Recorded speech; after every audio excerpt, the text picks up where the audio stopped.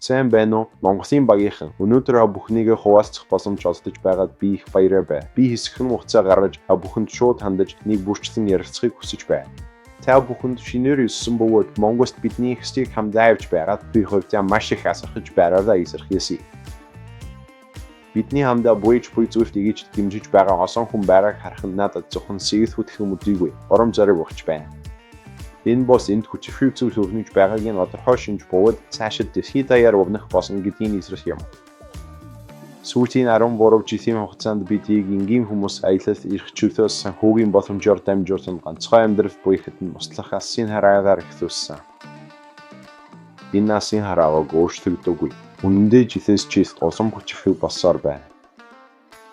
Өнөөдөр бид 60 гаруй оронд бизнесээ явуулж байна.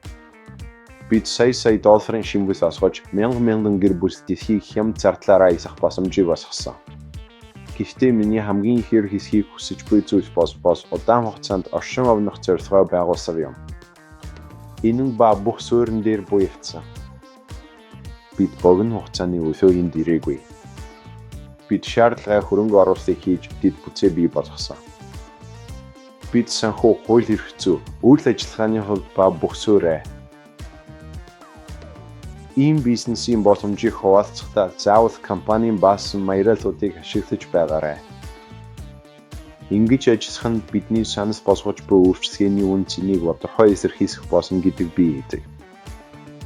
Ийсод хийхэд бид дүнбэж эхэлж байна.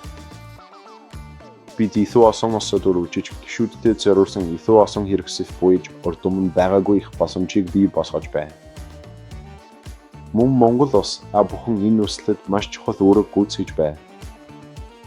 Дараагийн мансайсаас шинжилэл урам зориг инээхэнд байгаа хүмүүсээс гарч ирнэ гэдэг би гэж байна. Монгол улс амжилтад хүрч буй хэдэн зуун магадгүй хэдэн мянган хүнийг бий болгоно гэдэг би хэлдэг. Тиймээс өөрөө ихсээ байж мөрөөдөд ураг шалгасаар байгаарай. Ийм удирдлагын багийн нэрийн өмнөөс би бүхэнд асархас эсэрхийлье. Эрхэн зорилгод игэж байгаад баярлалаа. Ийм гэр бүлийн нэг хэсэг болж дэлхийд жинхэнэ боломжийг харуулж байгаад баярлалаа.